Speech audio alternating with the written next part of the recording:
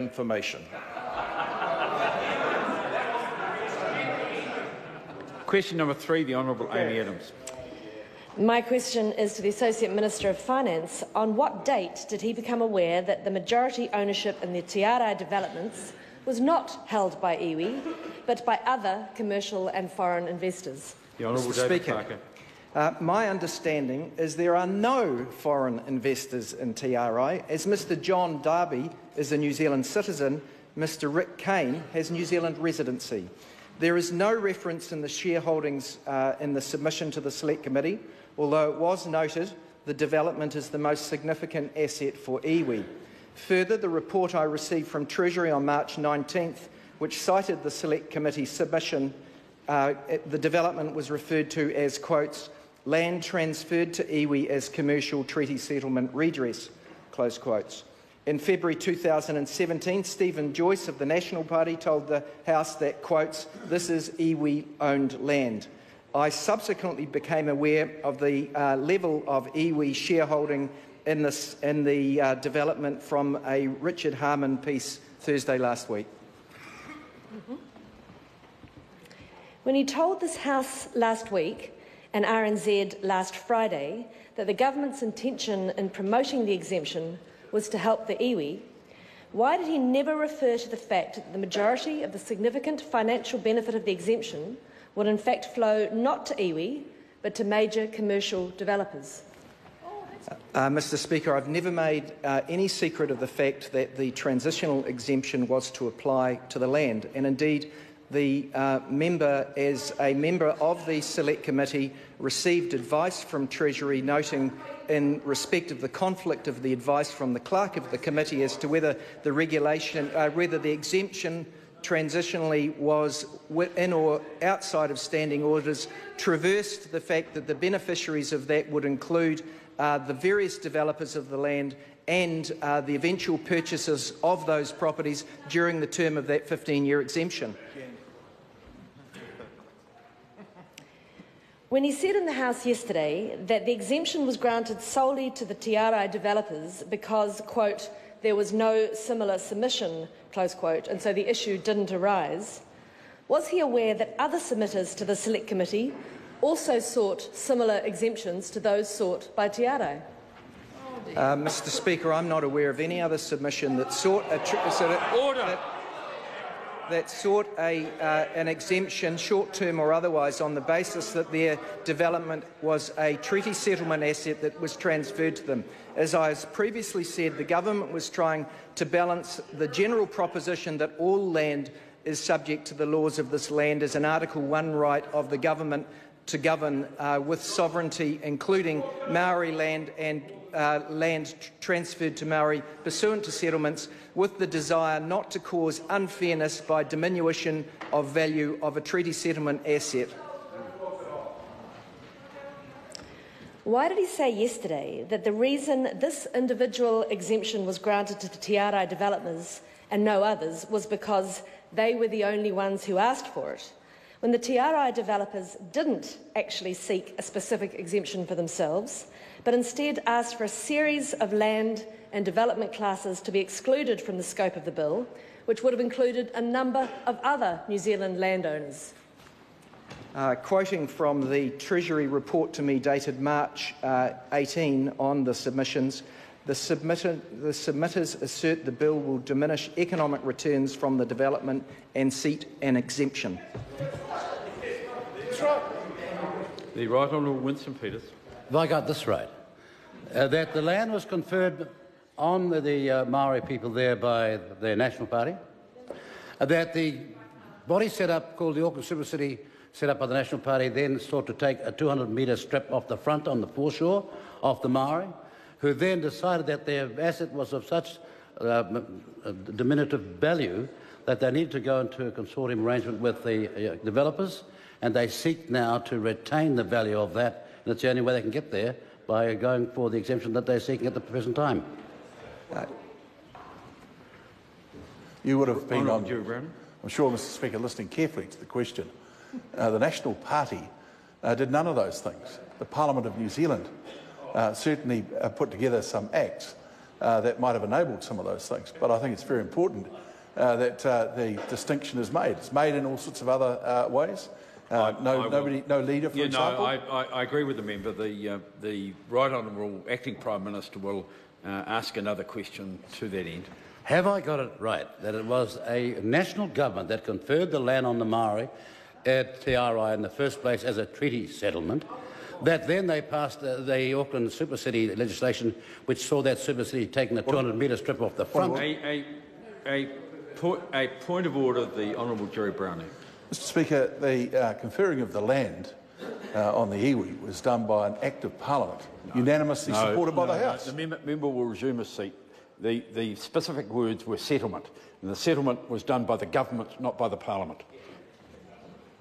Mr Speaker, reading again from the extract of the Treasury briefing to me dated March 19th, the land was acquired by Te Uri Oho and Ngāti Manaheri as commercial redress in treaty settlements signed in 2000 and 2011 respectively.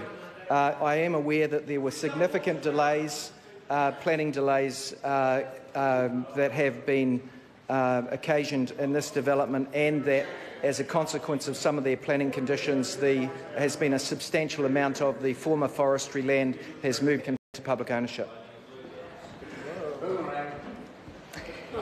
Is the Minister saying that iwi assets should be protected from the loss of value that comes with his law change, but that no other New Zealand landowner is entitled to have that same consideration from this government?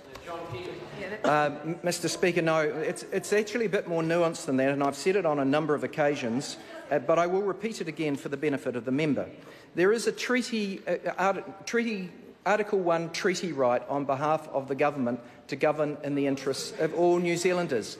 That means that Parliament passes law that affects all land in our country, including... I'm going to ask the member to resume his seat and to start again, and this answer will be heard in silence. It is actually a constitutionally important point, and it's one that deserves to be heard. David Parker.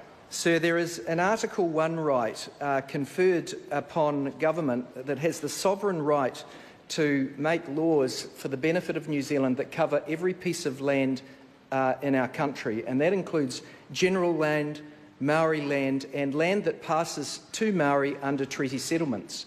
As against that proposition, it is also possible for the government, by doing that, to create a new treaty breach if they substantially decrease the value of a compensatory asset that passes to Maoridom pursuant to a treaty issue. Really, to balance those two issues, you seek to do fairness to the iwi who are complaining of that diminution of value.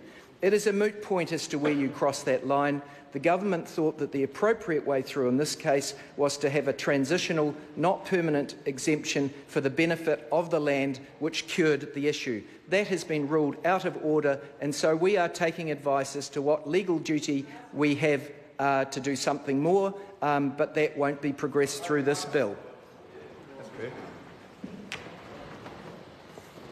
Importance that the Minister has placed on the iwi connections to the land, on what basis does the Minister claim this exemption was granted to benefit iwi when Land Registry and Companies Office searches show that Te Arai South Development Block is in fact 100% owned by a company controlled solely by John Darby and James Castiglione? I'm not aware of the final detail the member mentions. But the basic, and if the member was worried about that whilst at select committee, she could have asked either the submitter or the officials to provide her with more clarity. I've explained the way we approached the decision. Were any conflicts of interest declared by any minister when the matter of this exemption was considered by Cabinet on 3 April? It's strictly not the Minister's responsibility, but I will allow him to inform the House. No, sir, because there were none. Sir, Sir, the idea that because I know someone I have a conflict is a nonsense. It's been asserted that I'm a friend of Mr Darby's. I'm not. It's been asserted that I'm a business associate. I am not and never have been. It has been asserted that because that I may have acted for him in the past. As far as I recall, I have never acted for Mr Darby, but even if I had, that does not give rise to a conflict of interest. I acted for the current mayor of Queenstown. I do not have, many decades ago, and we laugh about it when I see him. That does not give rise to a conflict of interest. I have acted for Radio Otago in proceedings or claims against the Honourable McCulley. That did not give rise to a conflict of interest in my current life. The Honourable Chris Finlayson acted very well for many iwi through the years. That did not mean to say that he could not deal with iwi as Minister of Treaty Negotiations. These assertions are defamatory, untrue. I had no conflict of interest, and knowing someone does not give rise to one. I have no fiduciary duty owed to anyone else, and I've acted appropriately throughout.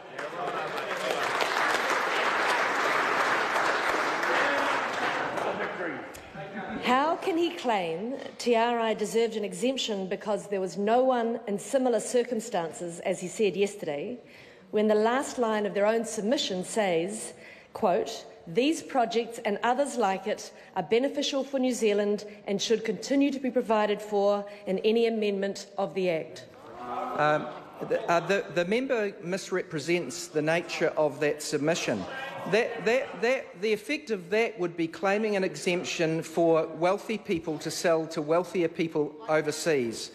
Like Hamish Price wants in respect of the exemption he proposes for Queenstown, where he says there should be an exemption for developments or for houses that are going to cost more than $5 million. The government disagrees with that. I've explained why, from a treaty perspective, we thought there was a case in this instance.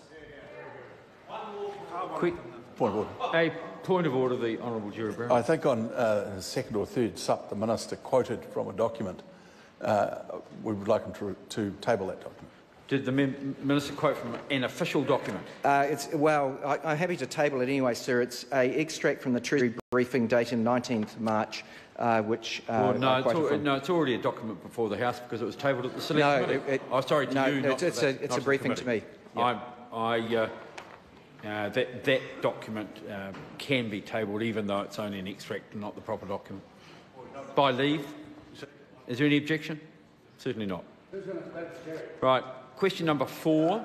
Anahila Kanongataha Suisuiki. Tēnā koe te mana whakawā. To the Minister for Social Development.